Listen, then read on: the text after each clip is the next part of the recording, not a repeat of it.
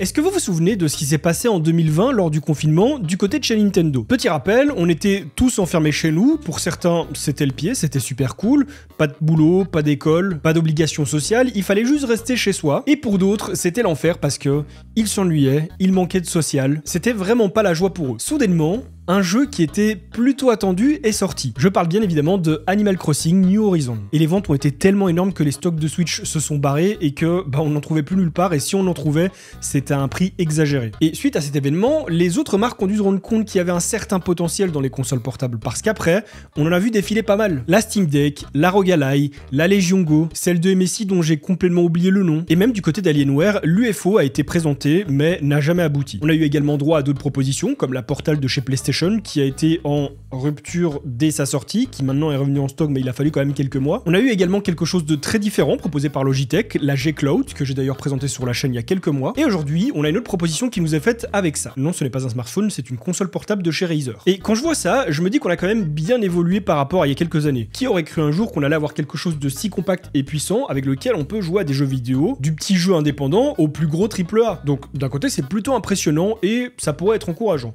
Mais d'un autre, quand je vois ce genre de produit, et spécifiquement celui-ci, je me dis, est-ce que c'est vraiment ça qu'on nous propose pour la suite, pour le futur? Est-ce que c'est juste une tentative de 2-3 marques qui ont voulu attaquer une niche ou proposer quelque chose de différent? Ou est-ce que ce sont des études de marché qui ont décrété que les portes étaient ouvertes pour ce genre de produit, que les gens allaient être super réceptifs et que ça allait se vendre un jour? Eh bien mes amis, c'est ce qu'on va voir dans cette vidéo.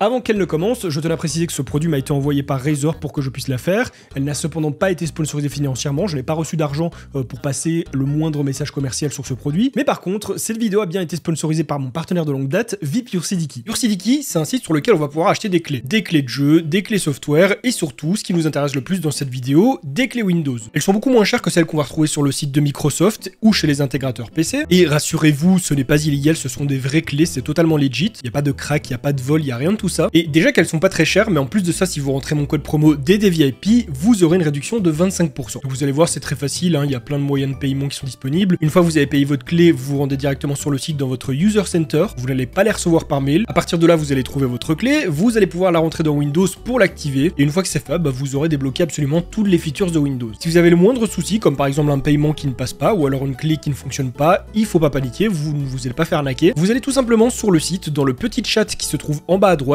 et vous leur exposez votre problème clairement. Et là, soit ils vous remplaceront votre clé très rapidement, soit ils vous rembourseront. Bref, un tout grand merci à Ursidiki qui sponsorise ma chaîne depuis si longtemps, et sur ce, on retourne au sujet principal. Mesdames et messieurs, je vous présente la Edge de chez Razer, une console portable conçue par la marque du même nom. C'est un appareil qui, finalement, n'est pas beaucoup plus grand qu'un smartphone, qui possède un écran de 6,8 pouces. Notez tout de même que cet écran est fait d'une dalle AMOLED, résolution Full HD qui peut monter jusqu'à du 144 Hz. Donc, retrouver de l'OLED sur un écran comme celui-ci, c'est très appréciable et surtout confortable pour l'œil. Et si jusqu'à présent ça pouvait vous paraître bizarre que cette console se présente sous la forme d'un smartphone, niveau ergonomie, c'est pas top pour jouer. On les connaît, les jeux qui ont des boutons et des joysticks physiques qui remplissent tout l'écran. Et bien pour le coup, ici on n'aura pas ce problème puisque elle est livrée directement avec la Kishi V2 Pro. Ce n'est pas une manette indépendante avec laquelle on va jouer comme ceci, mais tout simplement une manette qui va venir s'étendre et dans laquelle on va pouvoir placer le périphérique. Il se place dedans comme ceci, est connecté directement en USB-C, et ça y est, on a notre console portable en son état complet. Donc avant de vous dire si c'est bien ou pas bien, je vais vous citer le premier défaut de ce produit. Premier problème, c'est qu'on a toujours l'impression d'avoir quelque chose d'un peu cheap. Non pas à cause de la qualité des matériaux, mais puisque ça bouge. Contrairement à une Steam Deck, une ROG Ally ou une Logitech G Cloud, là on a quelque chose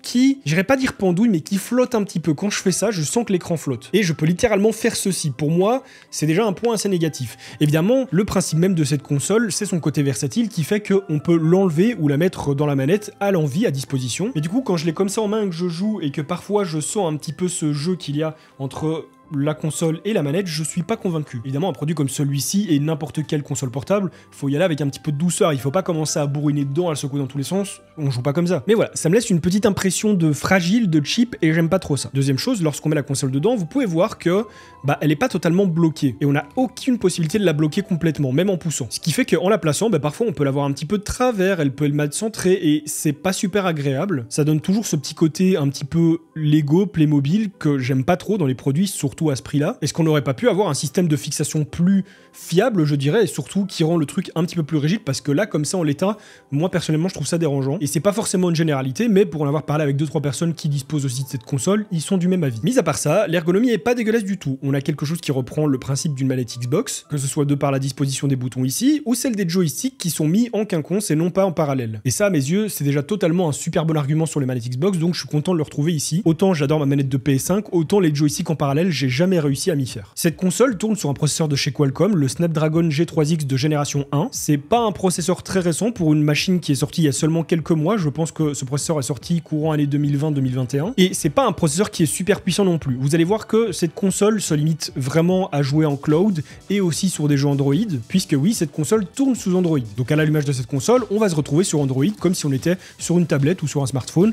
On a quand même une surcouche de chez Razer, donc un petit menu ici qui déroule tous les jeux auxquels on peut jouer et qui propose également les différents launchers qui sont disponibles. On a donc le Nvidia GeForce Now, le PS Remote de chez PlayStation, le Steam Link, l'Epic Games et l'Xbox Cloud Gaming. Donc en gros, on retrouve tous les catalogues qu'on pourrait retrouver même sur un smartphone Android. Le point sympa que j'ai trouvé sur cette console que j'ai pas retrouvé sur la Logitech Cloud, qui ne me satisfaisait pas du tout, c'est que même si elle n'est pas équipée du dernier processeur mobile, dernière génération, dernier cri, il y a quand même pas mal de puissances qui sont délivrées. On peut par exemple jouer à Genshin Impact en 60 FPS dessus, ce que je ne pouvais pas faire sur la G Cloud. Mais le problème sur certains jeux Android et sur certaines plateformes comme par exemple le PS Remote, c'est que la manette n'est pas reconnue. Il y a moyen de l'émuler, il y a moyen de faire en sorte que ça fonctionne, mais il faut bidouiller et quelqu'un qui n'est pas trop dans la technique ne pourra pas le faire, n'aura pas la capacité de le faire. Le fait que cette console tourne sous Android rend son côté versatile super intéressant. Pourquoi ? Parce qu'on peut accéder à n'importe quelle application qu'on aurait sous Android, donc YouTube, Twitch, on peut naviguer sur internet, on peut faire plein de choses.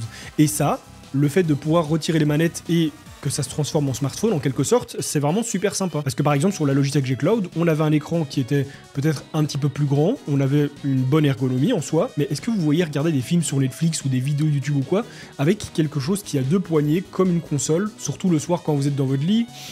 Pas vraiment. Alors qu'ici on a quelque chose de beaucoup plus simple et carré directement, comme un smartphone. Et en vrai, c'est très facile, dès que vous voulez rejouer à un jeu, vous branchez les Kichi V2 Pro et c'est réglé. Notez d'ailleurs qu'on a un petit retour haptique dans les Kichi, c'est sympa. Ça rend la console un petit peu plus complète et ça donne un petit peu d'immersion. Et pour parler autonomie, ça va vraiment dépendre de beaucoup de critères, de ce que vous faites. La console peut facilement atteindre, voire même dépasser les 10 heures d'autonomie si vous jouez en cloud, si vous utilisez les plateformes de streaming. Mais par contre, dès lors que vous allez jouer en local, donc avec les jeux Android, ça va descendre beaucoup plus vite. Là, ça va se résumer à entre 2 heures et 4 heures d'autonomie, ce qui est pas énorme non plus. Mais finalement, même si on peut jouer à des jeux Android, cette console a été initialement prévue pour le cloud. Et c'est un problème parce que 500 €, c'est plus cher qu'une Switch, c'est plus cher qu'une Steam Deck, c'est plus cher que la Logitech G Cloud, c'est aussi cher que la Xbox Series X, c'est pratiquement aussi cher que la PlayStation 5. Et vous allez me dire que je mélange tout, qu'on ne peut pas comparer, que là c'est du portable, oui d'accord. Mais est-ce qu'on peut réellement mettre un prix pareil pour une console portable qui n'atteint même pas un dixième des performances de ces grosses consoles? Cette console se limite à jouer à des jeux Android, à des jeux en cloud, à partir du moment où on a un Wi-Fi à disposition, parce qu'on n'a pas de réseau mobile avec, et je suis pas sûr que le réseau mobile sera le plus adapté pour jouer en cloud. Et en termes de spec, comme je l'ai dit, on est sur un Snapdragon, le G3X de génération 1 qui n'est pas des plus récents, et on dispose de 8 Go de RAM en LPDDR5, ce qui est pas non plus incroyable. Pour une petite console comme ça va, mais je peux vous assurer qu'il y a mieux. Pour ce qui est de la mémoire interne, on dispose de 128 Go, bon, on n'a pas besoin de beaucoup plus, étant donné qu'on va principalement jouer à des jeux en cloud, et que les jeux Android ne prennent pas non plus des gigas et des gigas pour la plupart, donc ça reste suffisant, mais voilà, on nous vend quand même ce produit à 500 €, ce qui est très cher. Certains me diront qu'elle dispose d'un écran OLED, donc ça la rend plus chère, ça fait gonfler le prix, et je suis à moitié d'accord avec ça, et je vous dirais surtout que la Switch OLED coûte un peu moins de 350 €, donc 150 € de moins. En fait, le problème avec ce genre de console, c'est que déjà, on est très limité. On va payer une somme assez conséquente pour se limiter à un service qui ne sera disponible que si on est connecté au Wi-Fi. Et si on veut jouer à d'autres jeux, on est limité par le catalogue Android et peut-être émulateur également. Et avec un processeur comme celui-ci et 8 Go de RAM, on n'émule pas grand-chose en vrai. Et c'est pour ça que ce produit, je le trouve intéressant, cool et probablement dans l'air du temps et peut-être un peu même visionnaire, puisque le cloud, un jour, ça deviendra une norme. Et ça m'emmerde un peu parce que je suis pas du tout partisan pour ça. J'aime bien avoir mes boîtes, j'aime bien avoir mes CD, j'aime bien avoir ma console qui fait tourner du physique sans avoir besoin de connexion. Mais dites-vous que d'un point de vue marketing, c'est quand même plus intéressant de vous faire payer un abonnement pendant des mois et des années que de vous vendre quelque chose qui vous appartient et qui peut faire en sorte que vous n'achetez plus rien par la suite. Là, on vous propose un service que vous êtes obligé de payer si vous voulez jouer. Et vous pouvez voir que c'est de plus en plus comme ça partout. On sera peut-être pas limité à du cloud, mais à des catalogues. D'un point de vue musique, on nous fait passer par des catalogues de streaming. D'un point de vue cinéma, on nous fait passer par des catalogues comme Netflix, Amazon Prime, Disney+, tous ces trucs-là. Du côté jeux vidéo, on a le Game Pass qui est ultra populaire. Et même du côté cloud, chez Nvidia, chez Xbox et d'autres, même si ça reste encore un petit peu niche, il y a beaucoup d'abonnés. Je vous assure que ça intéresse beaucoup plus les marques de vous faire louer des choses plutôt que de vous les vendre. Et bien pour moi, c'est l'un des problèmes majeurs d'une console comme celle-ci, parce que ça rend intéressant beaucoup de choses, et je doute pas du tout du fait qu'elle ait son public, qu'il y ait des gens que ça intéresse, moi-même ça m'intéresse, mais pour le coup, pas avec celle-ci. J'ai eu le même constat pour la Logitech G Cloud, elle m'intéressait pas tellement que ça parce qu'elle était fortement limitée à cause de ses perfs. Et celle-ci, même si elle a un petit cran au-dessus, elle reste selon moi pas assez performante pour ce que je veux en faire et surtout trop chère. Il faut savoir que derrière toutes les grandes marques qu'on connaît, qui nous vendent des consoles portables, telles que Sony, Nintendo, maintenant du côté hardware,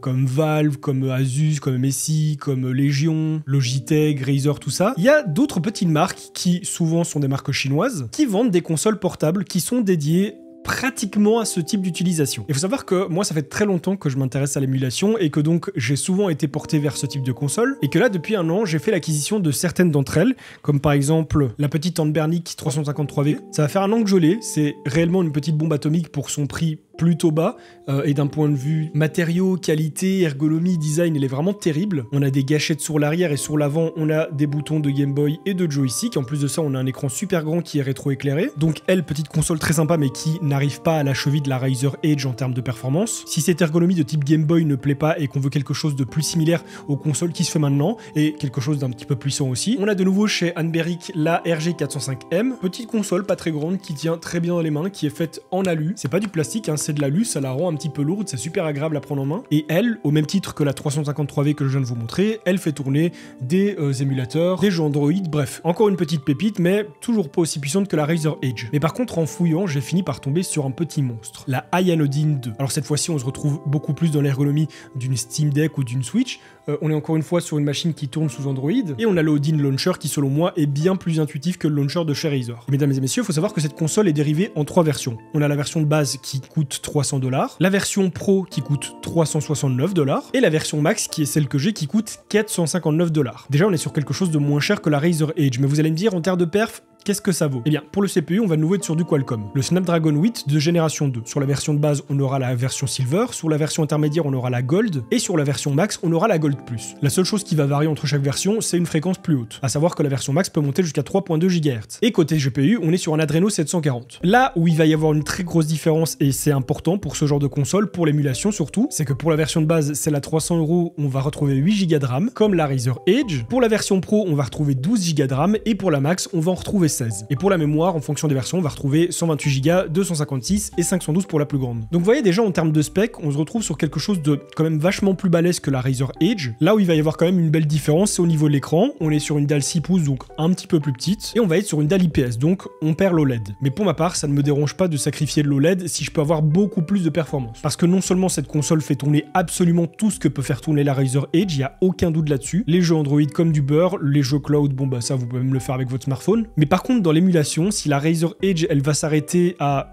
même pas une GameCube, je pense, et bien ici, les amis, je vais pouvoir faire tourner des jeux Switch sans aucun problème. Même TOTK, bon là, je suis en train de me faire massacrer parce que voilà, j'essaie de vous montrer. Ah, bon bah je suis mort. Mais regardez ça, je fais tourner un jeu Switch, un des plus gourmands probablement, et je peux faire tourner d'autres jeux Switch comme Mario Wonder, en fait pratiquement tous. Il y en a certains qui ont parfois quelques petits bugs, quelques petits artefacts, mais ça disparaît très vite, ou alors ça se règle avec de l'optimisation et en chipotant un petit peu aux shaders. Mais est-ce que vous imaginez qu'il y a même des PC qui ne font pas tourner des émulateurs Switch, pour vous dire à quel point ce truc est puissant, et surtout pour un prix plus bas que la Razer Edge. Donc pour le coup, je suis désolé Razer, parce que votre produit est bien, je crache pas dessus, hein, c'est pas un mauvais produit, la qualité est bonne, le concept est cool et peut intéresser des gens, mais c'est trop cher pour ce que c'est. Malheureusement, c'est très cool d'avoir une dalle OLED, mais si c'est pour perdre autant de performance sur le prix, c'est dommage. Après, cette console n'est initialement pas prévue pour faire de l'émulation, elle est faite pour jouer en cloud, pour pouvoir jouer un petit peu à du jeu Android et l'utiliser comme n'importe quelle surface, tablette ou smartphone. Mais bon, même si le produit est bien fini et que le côté versatile en ravira certains,